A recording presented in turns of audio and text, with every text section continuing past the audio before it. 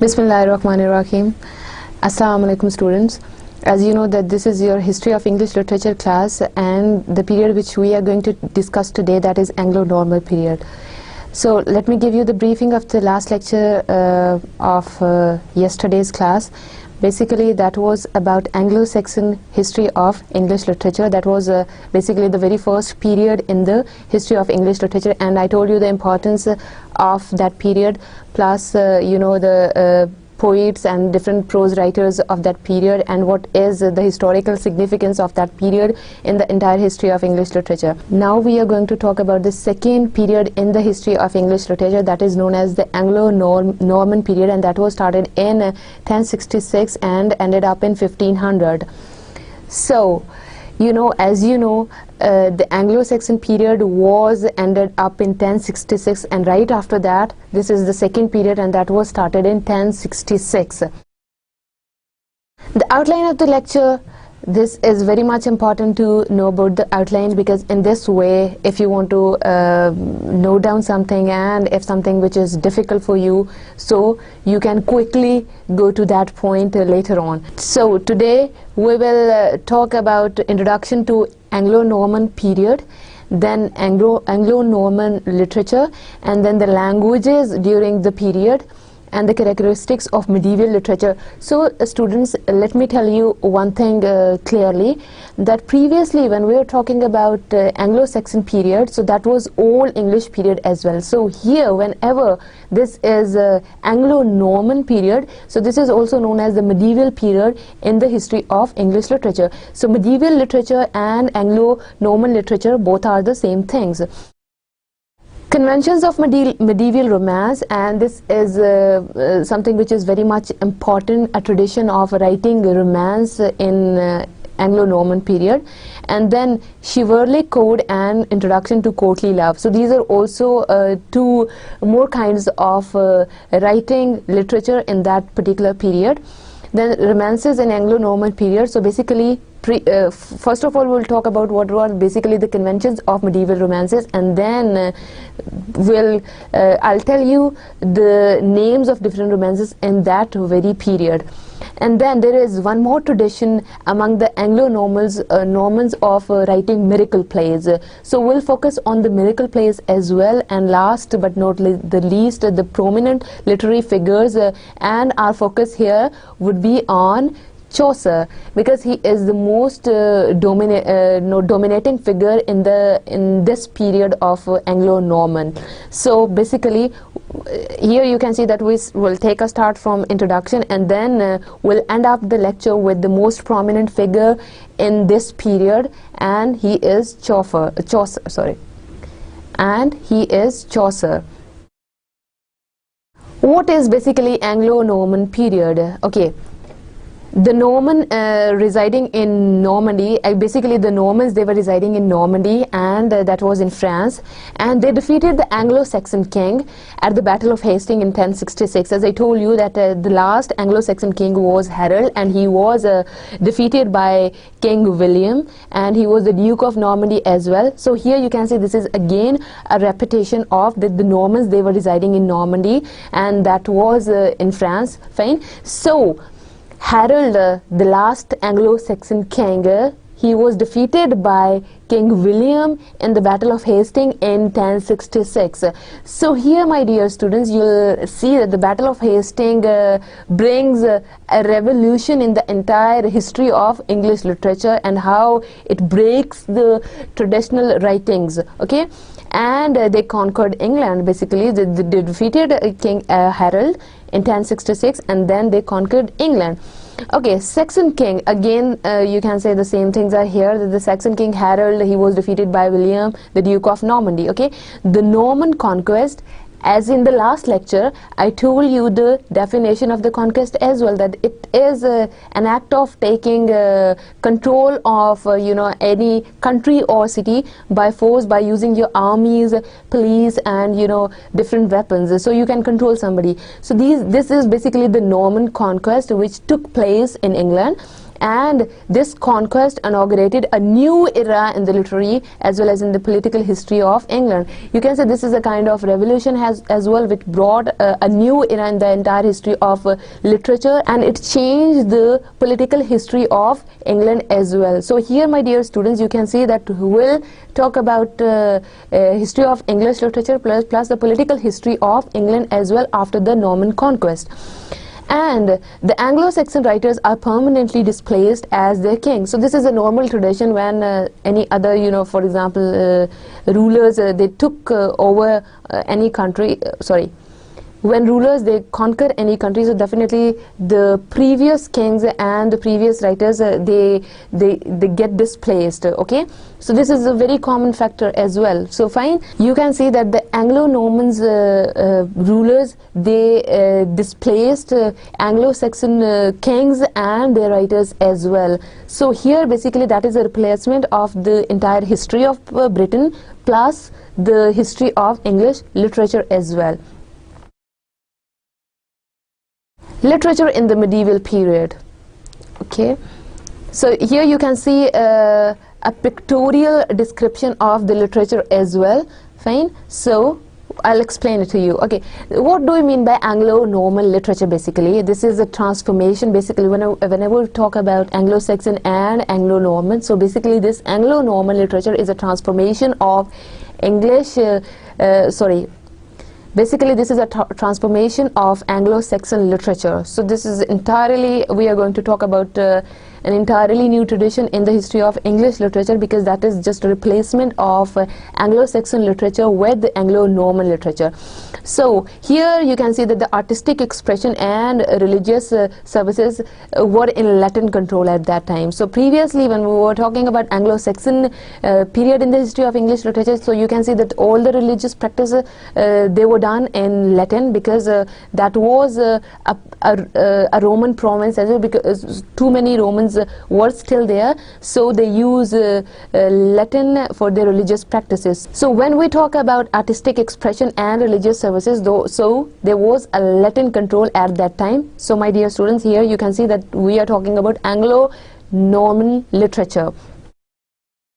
Okay, another thing which is very much important when we talk about history, that is the languages which are commonly spoken over there in any particular period or era. So Latin was the language of the Roman Catholic Church, which dominated Europe. So Roman Catholic Church was dominating Europe at that time, and Latin was their religious language. So it was basically dominated by the Catholic Church, who used to speak and who used to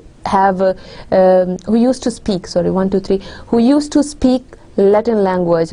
The church was the only source of education at that time. Here we are talking about history. At that time, church was the only source of education. People used to send their children to church, and here they learned the different kinds of things over there. Particularly that was about the religious education. Okay, so thus Latin control was So thus Latin control was a common language for medieval writing. So here you will see in the medieval literature, in Anglo-Norman literature, you will see a clear influence of Latin on common languages, the common languages which were being spoken over there in England at that time. So there is a clear influence of Latin language on all those languages. So my dear students, hopefully you are doing the same thing, like how different languages they were influencing English language of that era in history of English language. Fine. So here, like when previously that the discussion was about Anglo-Saxon literature, so you could see over there as well that most of the works, they were by the anonymous writers. Like we don't know the name of the exact author, basically who is the author and the poems written by which author, so we are not sure about it. Okay, so same is the case with Anglo-Norman literature, because this literature is also, like most of the things in this literature, they are also written by the anonymous writers. Okay, and medieval authors often tended to retell and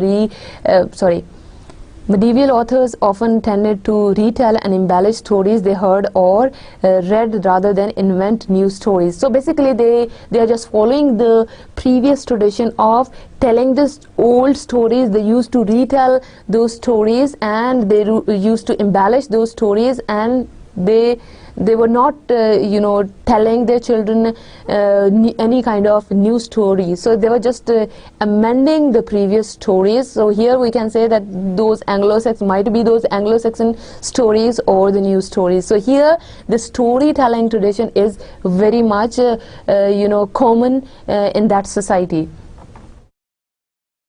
Okay. Here again we were talking, we had previously, like the church language, the Catholic Church was dominating church at that time, so Latin was their language. So here you can see, when we talk about the writings, Catholic clerics were the intellectual center of society in the Middle Ages. So here you can see that all the writings were in the Catholic, you can say, priests' hand. They used to write different things. And here again, medieval age or Middle Age. So these are all about Anglo-Norman history of English literature, okay? And it is their literature that was produced in the greatest quantity. So here you can see, like, the effect of religion on literature, okay? We are going to talk about it. So you can see over here that how the Catholic Church, everything was in their hands, like the writings, because they were the source of education at that time, okay? How? Because people used to send their children to church for getting any kind of education from their particularly religious education. So everything was in their hands. So they used to produce their writings in Latin language, okay? And it was their work which were produced in the greatest quantity. It is because of the power element as well, because they were powerful at that time. So it was in their hands, and they used to transfer their knowledge to common people of the society. So what are the characteristics of medieval literature? So far we have discussed literature in general in the Anglo-Norman period or the medieval period, and then we talked about the common languages over there and what kind of writings they used to produce at that time. What are the characteristics of medieval literature or of Anglo-Norman literature? Okay, basically when we talk about romance, so this is a narrative, a kind of narrative or a kind of storytelling technique in form of prose or verse. So that can be in form of using simple language, or in form of, you can say, using poetry, fine. So that is a romance that tells the high adventures and heroic exploits of chivalric heroes. So basically this is about heroes, and this is about their adventures, about their lives. So there was a tradition among the Anglo-Normans to tell the stories of, to share the stories of romance with everybody in the society. So what is that? That is in form of prose or verse, storytelling basically, okay? So it tells of exploits of knights. So basically this is about the lives of knights, okay? And often a supernatural element is also involved. So basically this is about heroes, adventures of heroes. This is about knights, and sometimes supernatural elements are also involved in romance, okay? Another kind of medieval literature which was there in the medieval period, that is the Christian message. So it concerns with the salvation and the world to come, okay? So basically this is about salvation and the next world, okay? So the life, maybe the life hereafter. So this is basically the Christian message. And again here you can see, first one, romance is about world and about world issues. So Christian message, this is purely based on their religious practices, okay? They were Christians, so they used to give Christian messages in form of poetry or verse, okay? So this deals with salvation and the world to come, okay?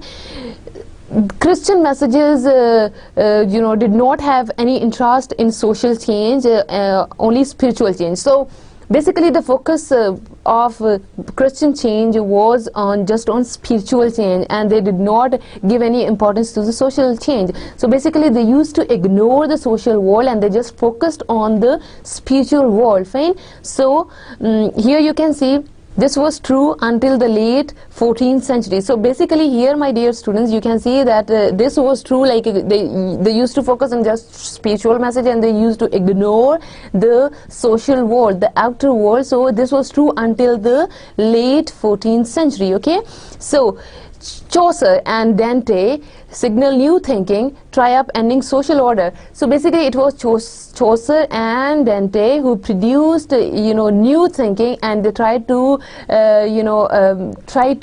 mix spiritual elements as well as the social elements in their poetry. So the credit goes to Chaucer and Dante for this. Previously the Christian message used to be just a spiritual practice, okay, and the social world of that time was absolutely ignored from the message. So it was Chaucer and on the other hand Dante who first time introduced the concept of mixing up spirituality with the social world, and according to them that we cannot just go for the spiritual world if we just ignore the social world. So both the worlds, they go simultaneously. That was their point of view.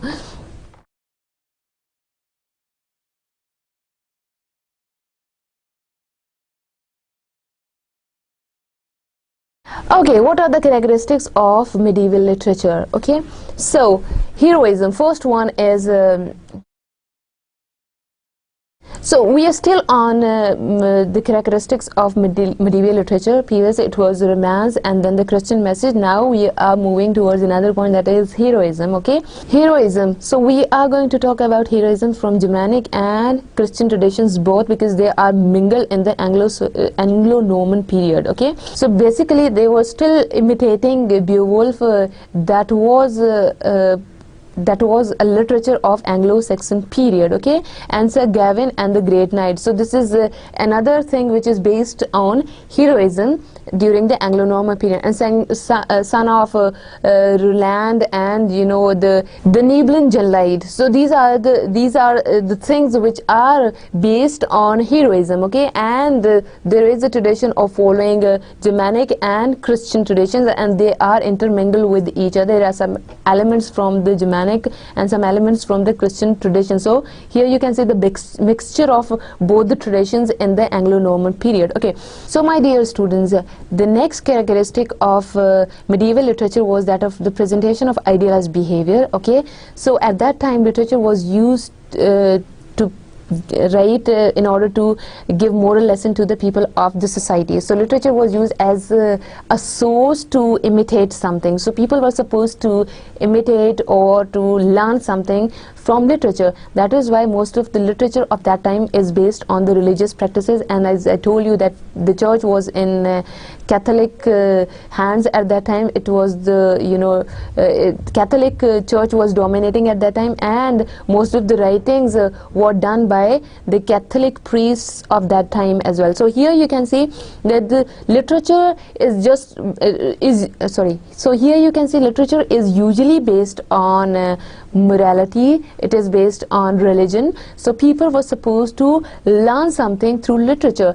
That literature can be in form of poetry or prose. Okay, another thing which is very much which is very much important in Anglo-Norman literature is that is loyalty to king. So through their literature they used to teach their common people of the society that you have to be loyal with the king. Okay, here you can see the political things which are embedded in literature, like what do you want to teach to your common people of the society. One thing is to learn about your religion, and the other one is how to be loyal with the king. Okay, another characteristic of medieval literature is the use of names. Okay, so what do we mean by these names? It's a figurative term, okay, and this is usually a compound expression used in place of a name or nouns. For example, storm of swords is a name for battle. So when we say storm of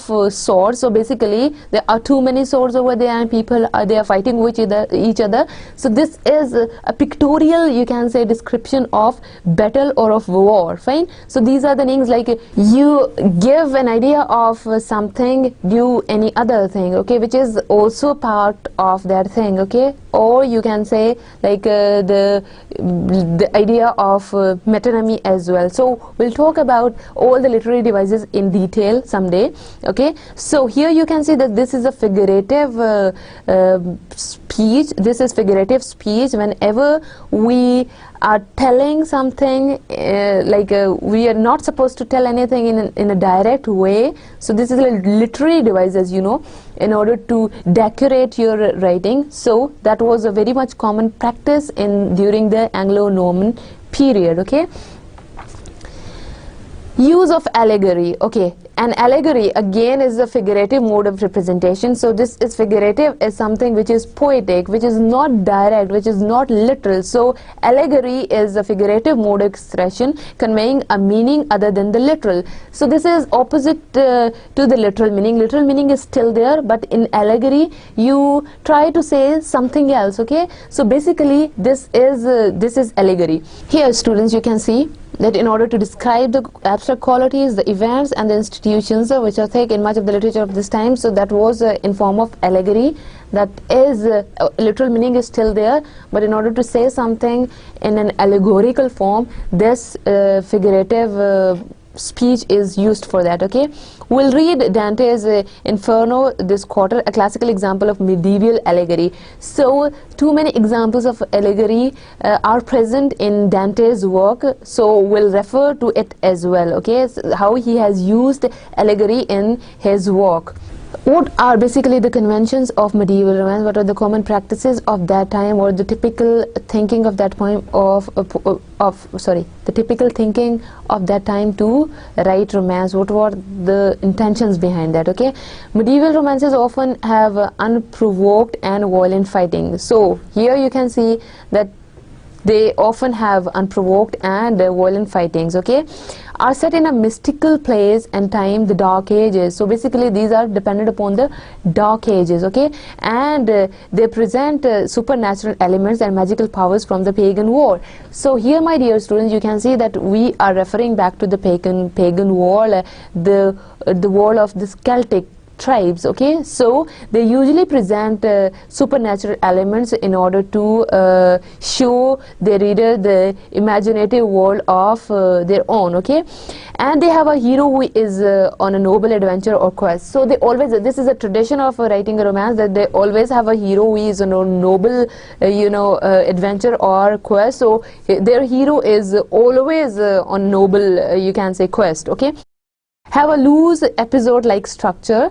So this is based, it's structured, the romance structure is quite loose and it is like episode. So this romance is always presented in form of different chapters or in form of episodes. Okay, include elements of courtly love. So I'll explain to you what do you mean by courtly love in detail. So this element is very much common in writing romance, that the tradition is common, you can say, of the courtly love at that time, and embody ideals of chivalry. Okay, I'll explain chivalry as well, time frame of year and a day. So these are basically the conventions of medieval romance. Okay, they always have a noble hero who is on a noble adventure or noble quest, and they have an episode like structure, and they follow the tradition of courtly love and chivalry.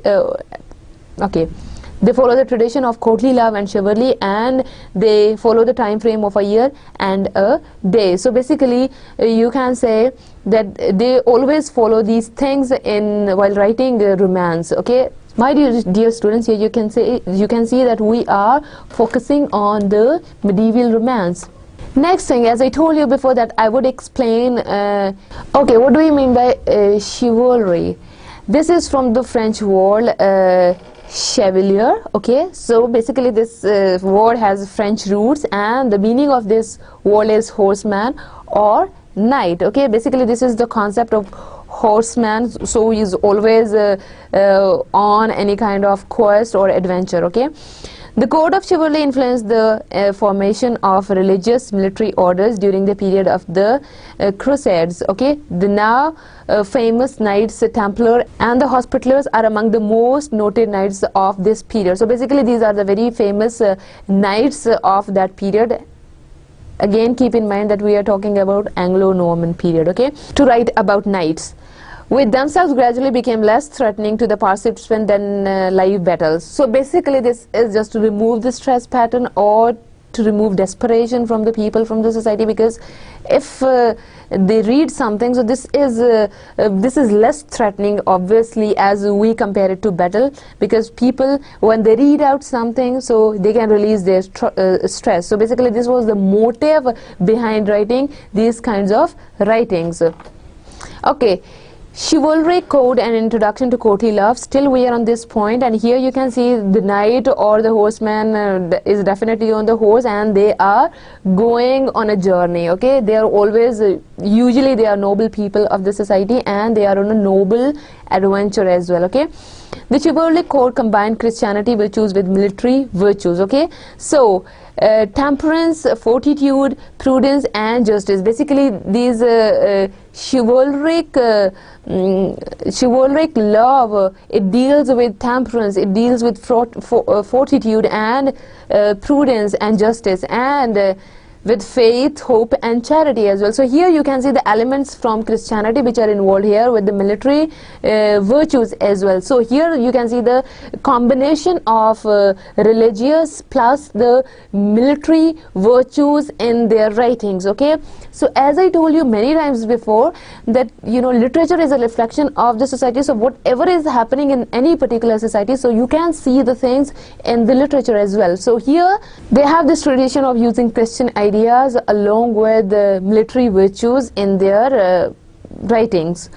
Okay, valor and strength in battle, that you need to be brave, you need to be strong during the battle, you are not supposed to lose your faith. Okay, and then the loyalty to God and king. So here my dear students, you can see that whatever is happening in the society, the literature is the reflection of that thing. So here you can see that through their writings they used to tell their people in the society that you have to be loyal to king and you have to be loyal to God and to the king. Okay, basically who are your masters, so you have to be loyal with them. So here again the king is the ruler and the God, that this concept is from Christianity. Fine, so the mixture of Christianity plus the ruling party, so you have to be loyal with both of them. Okay, courtesy towards enemies, so this is another element, that you have to be good with your enemies. So basically this element is also from Christianity. And generosity towards the sick, so basically every religion tells you to be generous with the sick people. Okay, to be generous, to be generous with sick people. Fine, so here this is a very common concept. Okay, and women and widows and the oppressed, so you have to be generous with the sick people, the people who are suffering from any disease, or with the women and with widows and with oppressed ones. And then there is another concept of courtly love. Okay, here in Anglo-Norman period. What are the ideal of courtly love? Okay, I'll explain you the courtly love. What do we mean by courtly love? Okay, and then the ideal of, as you know that this tradition is very much common to write about the things which are based upon courtly love. Okay, this relationship was modeled on the feudal relationship between knight and his lord. Fine, so this is basically, as I told you before as well, you know, this is basically based on the relationship with the knight and his lord. Okay, so the courtly love image would arise from here. Okay, the knight serves his courtly lady with the same obedience and loyalty which he owes to his lord. So basically this the courtly love concept is dependent upon the feudal system of that country, that the knight serves the courtly lady with the same obedience. So basically it is, the knight is very much important, the horseman in the story is very much important, and he is very much loyal to the lord plus with the courtly lady as well. Okay, she is in complete control, he owes her obedience and submission. So here you can see the description of the ladies of that time as well, that they were supposed to be obedient and submissive. Okay, so she is in complete control of knight and he owes her obedience and submission. Fine, so that is the courtly love. The knight, so here my dear students, you can see The knight's love for the lady inspires him to do great deeds in order to be worthy of her love or to win her favor. So my dear students, this is a pictorial description of courtly love here. Okay, here you can see a knight and a lady as well. Okay, so basically it is knight's love which inspires him to do good actions, okay, good works, in order to get attention of the lady and in order to win her favor. So this is about the courtly love. Courtly love was not between husband and wife. So basically here you can see the traditions of the medieval ages as well. So this courtly love, the focus of the literature, that is not about husband and wife love, because it was an idealized sort of relationship that could not exist within the context of real life medieval marriages. Fine. So basically the concept is that this is an abstract thinking which cannot happen in the real world. That is why this is based upon the that is why this is not based upon the love of husband and wife, because this is an idealized sort of relationship. Okay, that is why this is not about any legal couple over here. Okay, in the Middle Ages, marriages amongst the nobility were typically based on practical and dynastic concerns rather than on love. So basically there wasn't any element of love during the marriage. So it was basically based on practical and dynastic concerns. So they did have too many other concerns and they didn't have the love kind of feeling present during the marriages. Fine. So that is why they idealize. So here again we are referring back to the characteristics of medieval ages literature. So what one of the characteristics was that the idealized you can say behavior. Basically we are on the characteristic of medieval ages literature, that this is the personalization of the idealized behavior over here, something which is not possible in the real world. So they used to imagine the thing and they used to portray that thing in their literature.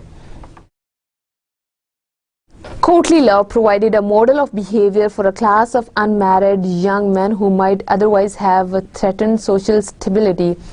So basically this is the model behavior or the idealized behavior for a class of unmarried young men. So the focus is on young men over here who might otherwise have threatened social stability. So maybe they are not socially stable and they are love you can say with the courtly lady. Fine. So that is the description of the relationship. Basically knights were typically younger brothers without land of their own, hence unable to support a wife. So basically these knights, they were younger brothers, okay, and they used to have no wife and they used to have no money, no land in order to support their wives. Okay, they became members of the household of the feudal lords whom they served. So basically they serve any lord.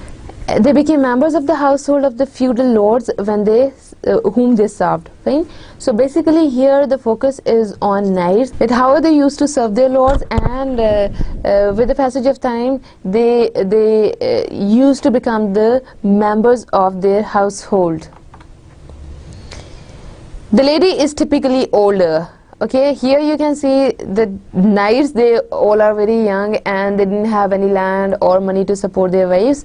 When we talk about the courtly lady, who is basically that lady, okay, the lady is typical older, married and of higher social status than the knight. So basically the knight is from the lower family as compared to the courtly lady, okay, because she was modeled on the wife of the feudal lord. She is the wife of the feudal lord and she is the courtly lady, and the knight serves that feudal lord and he becomes the member of their household things, okay, who might naturally become the focus of the young unmarried knight's desire. Okay, and she is basically the focus of that young and unmarried knight's desire as well. So basically here you can see the courtly lady is the wife of the lord and the knight is supposed to serve the lord, and they both are in love with each other. And why didn't writer they give examples of, okay, and why didn't writer of that time give examples of the love between husband and wife? Because at that time marriages were not based on love. They have certain other issues which are involved in getting married. There were too many other issues which are involved in getting married at that time. Okay, the literary model of courtly love may have been invented to provide young men with a model for appropriate behavior. So again, we are referring back to one of the characteristics of Anglo-Norman period, that personalization of idealized behavior of that time. It taught bored young knights to control their baser desires and to channel their energy into socially useful behavior, love, service, rather than wandering around the countryside stealing or raping women. So basically this is just to control the kind of courtly love they used to present in their writings, that was basically written in order to control knights' emotion and in order to serve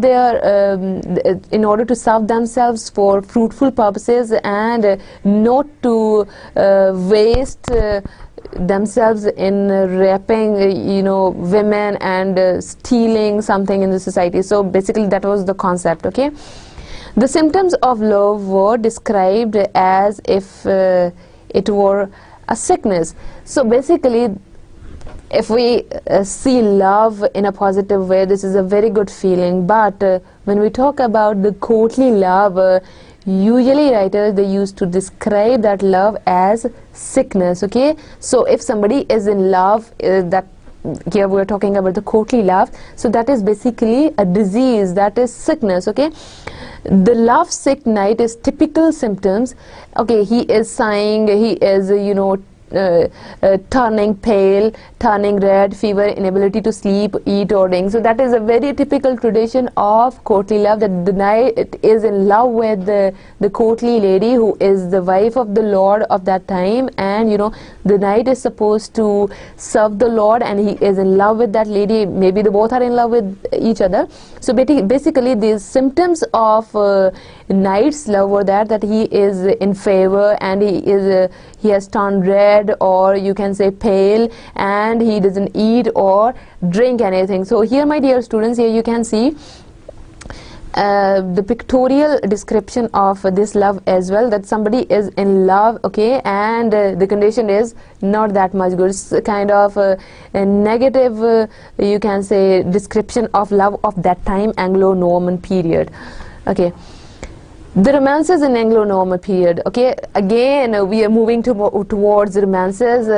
We took a start with romances, then we move towards courtly love, and again we are on romance because it is the most popular form of literature of that time. Okay, popular for their stories rather than poetry. So basically they are dependent upon their stories, not on the poetry. The poetry was you can say not that much impressive, but they have the tradition of telling stories or retelling the stories or embellishing the stories. So these romances are popular for their stories and not for their poetry. Borrowed from Latin and French sources. So basically the sources from which they have borrowed the story, they are Latin and French. Here you can see the influence of Latin and French languages on the literature as well, which is clearly depicted in romances.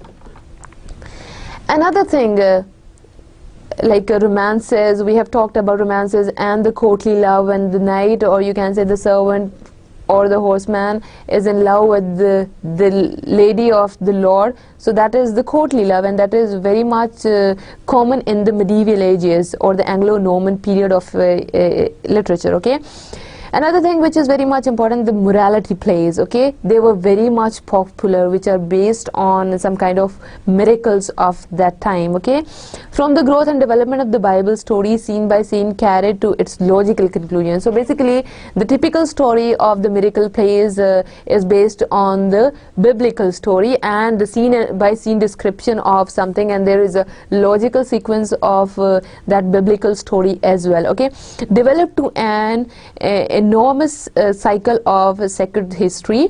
Okay, so there is, as you know, that there is a logical conclusion as well, and everything was used to be, everything is in the logical order. So here you can see that the development of the story is an enormous cycle of the secular history. Okay, so they used to take a start with the beginning with the creation of man. Okay, so this is a part of all miracle plays of that time, not only one play, all the miracle plays of that time. So my dear students, here you can see that this is very easy to understand that what is basically the theme of the miracle plays of the Anglo-Norman period.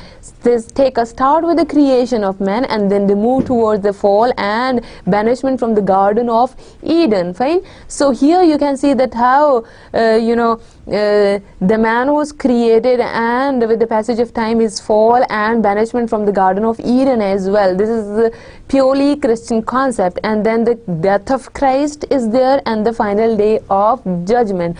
So basically all the things, the basic theme of the miracle plays was based on Christianity, on their religious practices. Okay, what were the reasons? Like Adam and Eve, what happened with Adam and Eve, and they were out of the heaven, and they were what happened with Adam and Eve, and they were out of the heaven. Fine. And then the death of the Christ, which is a very strong belief in Christianity, and the final day of judgment. So my dear students, here you can see that they also believe on the day of judgment. Okay, miracle plays are also known as mystery plays. Okay, because what you have to do, you are in the mysterious world during the miracle plays, that this would happen, this has happened, so everything is in fantasy or in imagination.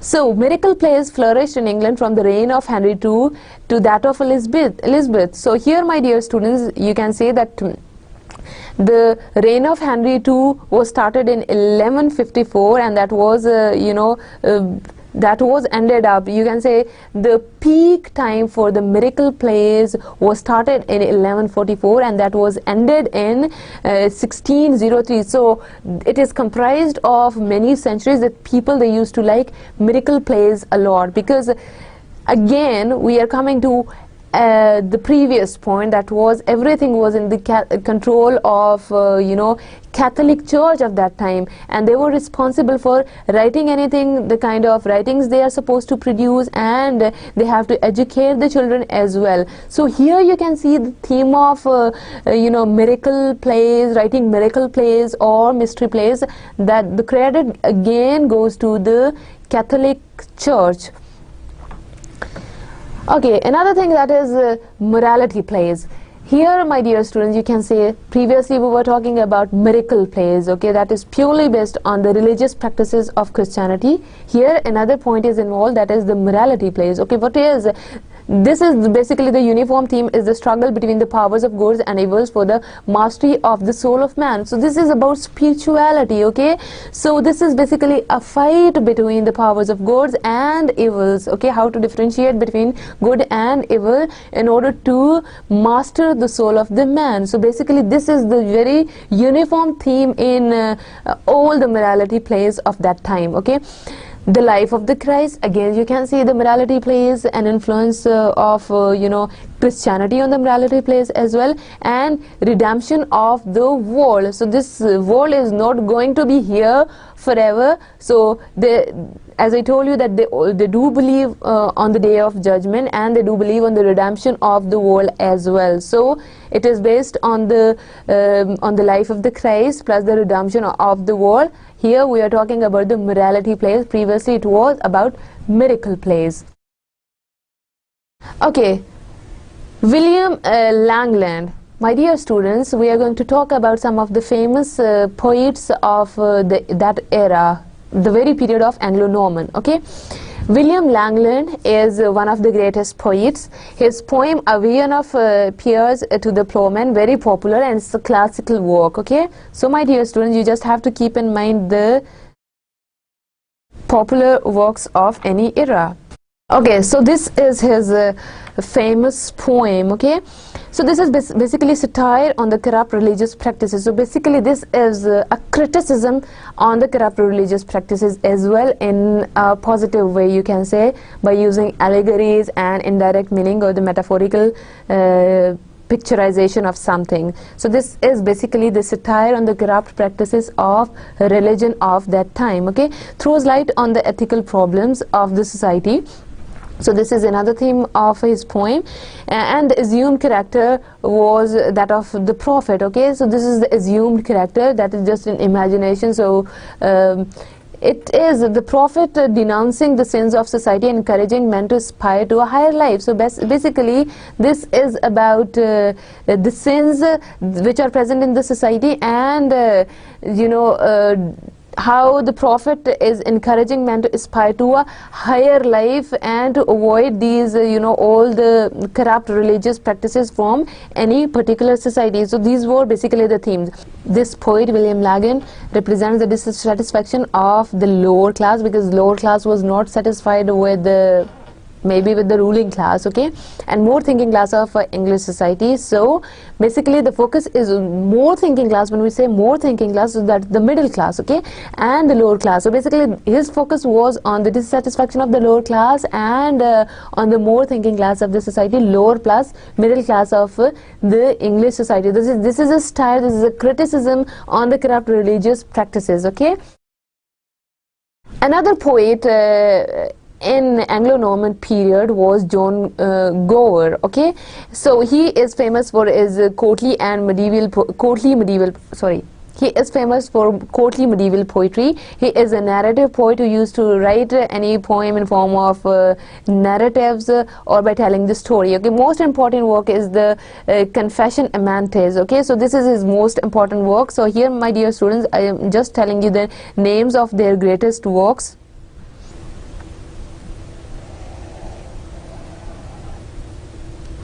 So this is his greatest work, Confession Amantes, okay, form of conversation between poet and a divine interpreter. So again, this is based on mystery, because this is a conversation between a poet and a divine interpreter, okay.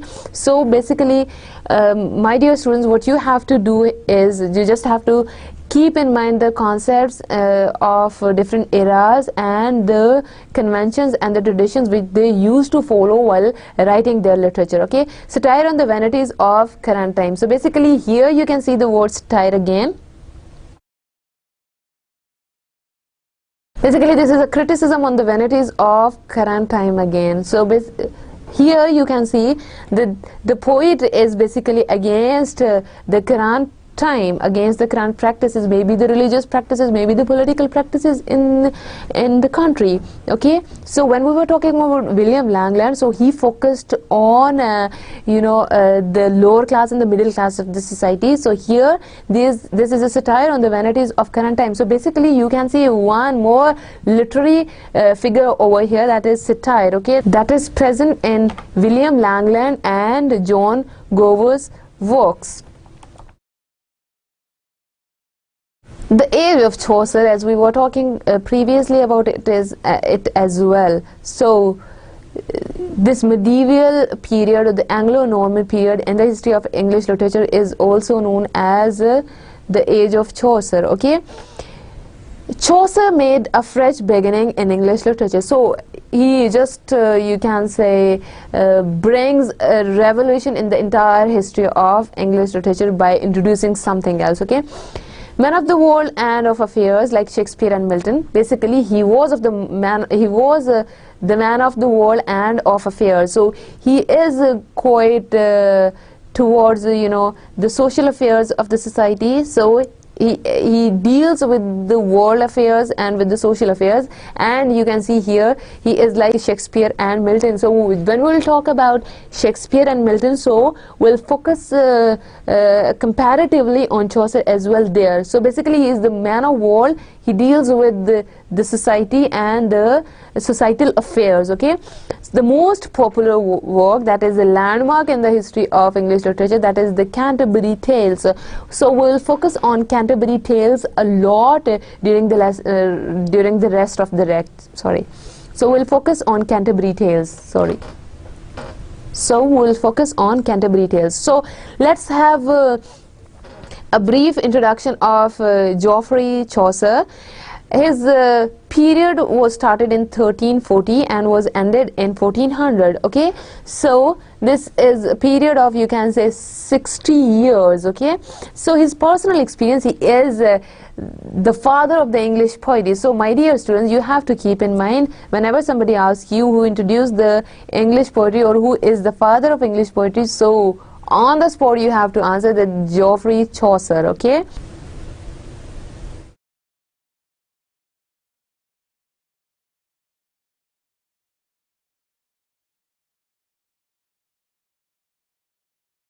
So if somebody asks you who is the father of English poetry, so my dear students, on the spot you have to tell them that Geoffrey Chaucer is the father of English poetry, because he is the founder of modern English.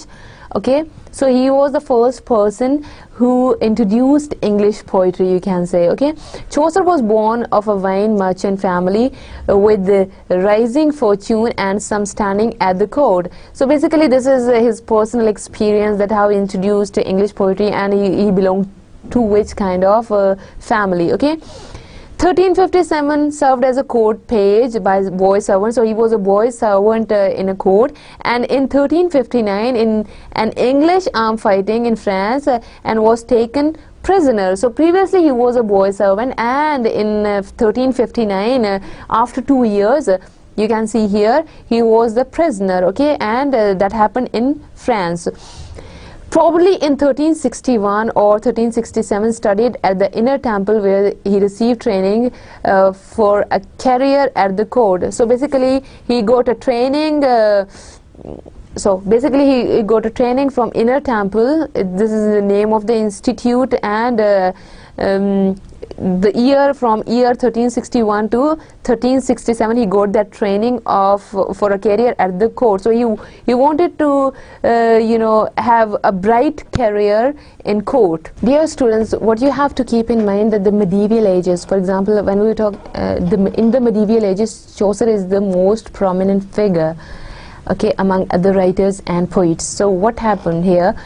This is known as the age of Chaucer as well. The medieval period in the history of English literature is also known as the age of Chaucer. Okay, he is an English poet regarded as the greatest literary figure of medieval England and the first great English poet. So here, my dear students, you have to keep in mind that Chaucer was the first great English poet. Okay, his works include the Book of the Duchess, okay, Troilus and Cressida, and the Canterbury Tales. And as I told you before as well, that the Canterbury Tale, that is a landmark in the entire history of English literature, because for the very first time, through these tales, he portrayed the English society in a very good way. Okay, he established the Southern English dialect as a standard English literary language in his works.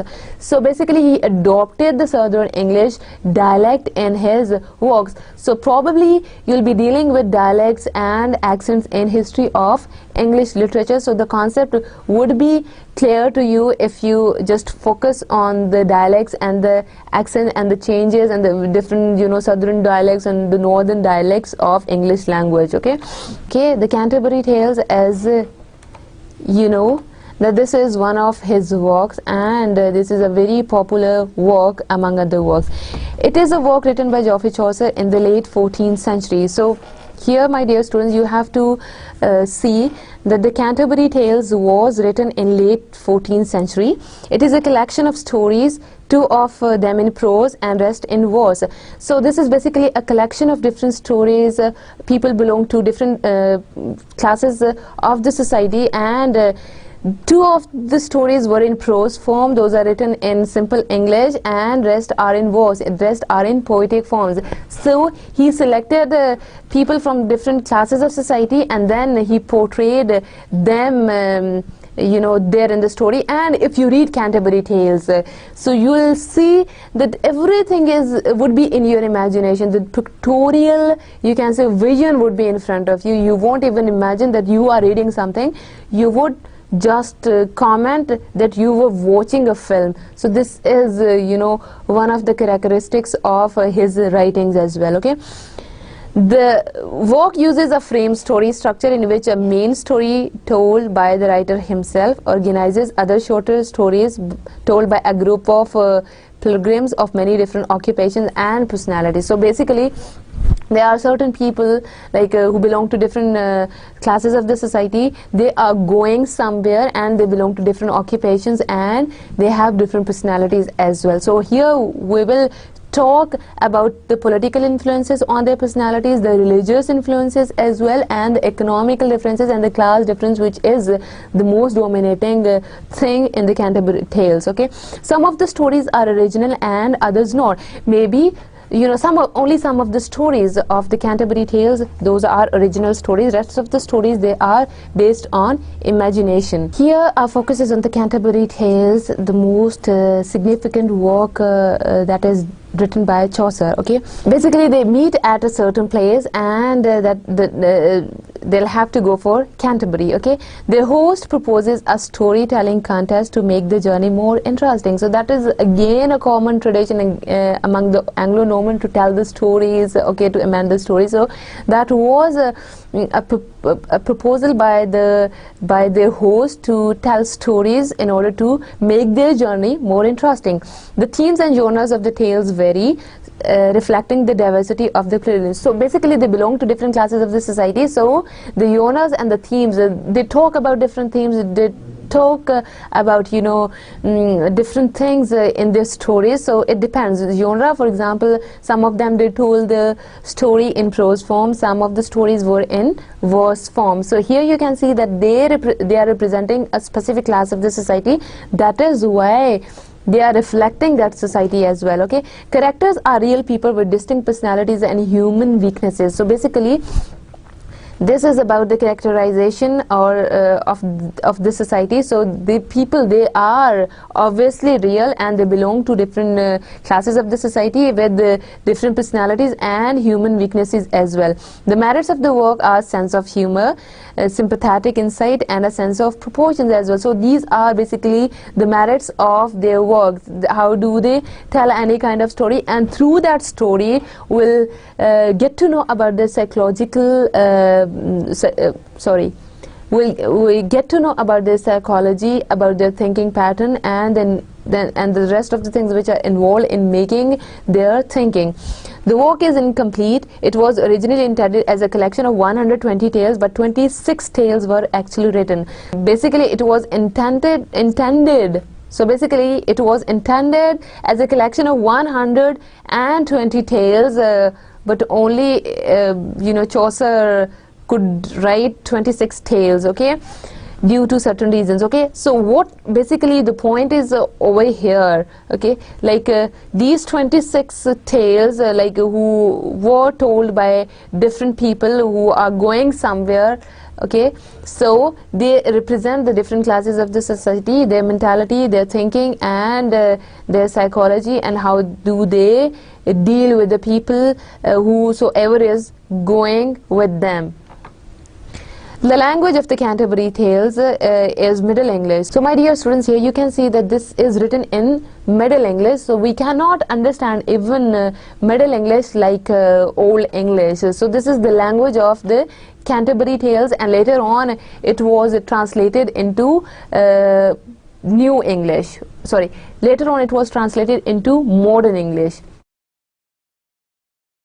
Canterbury Tales is a collection of stories related to the pilgrims on their way to the shrine of Thomas Becket at Canterbury. So basically they are going to the shrine of Thomas Becket at Canterbury. So here the religious aspect is also involved. Christianity is here, okay. These people represent different sections of the contemporary English society, as I have told you before.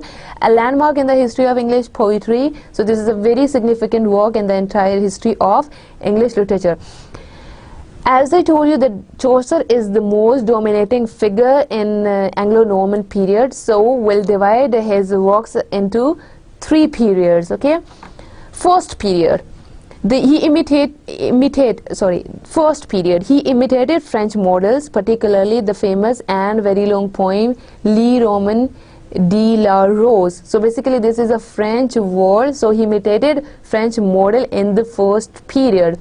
He translated it remount of the rose. So later on he translated it from French to English language.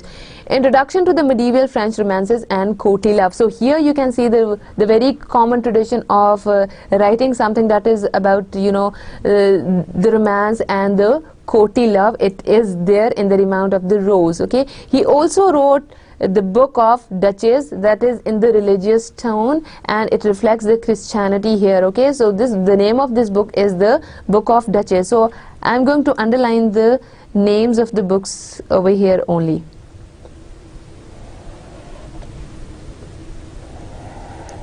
Remount of the Rose and the Book of Duchess. Second period. Influence of Italian literature, especially Dante's Divine Comedy. So here, my dear students, previously in the first period, how did we categorize you know, Chaucer's writings into different periods? First, in the first period, he was influenced by the French writings, okay, and in the second period there was a great influence of Italian literature on him, and especially he was very much impressed by Dante's poem Divine Comedy. He wrote the Parliament of Fowls. This is again a satire on the society. In the Parliament of Fowls, he has presented very dramatic and satiric dialogue between the assembled boards. Okay, so assembled boards means people who are working in Parliament. So it is again a satire on the political system of that time. The other writing is Troilus and Cressida. It narrates the story of the Trojan prince Troilus and his love for Cressida. So basically this is a love story. Okay. Previously, the Parliament of Fowls, here in the second period, that is about the political system of that country, and the second one is based on a love story. The story of Griselda, a pitiful picture of womanhood. Okay, so basically the kind of problems which women used to face during that era, these are addressed in this story. That is, the name of the book is the story of Griselda. Okay, the other one in the second period, the other writing in the second period is The House of Fame. So this is based on the comic fantasy. This is about imagination, and that is, you can say, a comedy as well. Fine. So these are the four works which he you know, wrote in the second period of his career. Third period, this is known as the English period. Fine. He threw off foreign influences and showed native originality. Previously he was impressed by the French influence. Previously he was impressed by the French writings, and in the second period Latin and in the first period he was impressed by the French writings, and in the second one he was very much influenced by the Italian writing, and especially the work that is written by Dante. Okay. So in the third period he wrote Legend of Good Women. Again, here you can see that this is a pure English period. So basically the Legend of Good Women is relevant to English women of that society. And the last, the very important work in Chaucerian career is and the very important work in Chaucer's career is this one, the Canterbury Tales.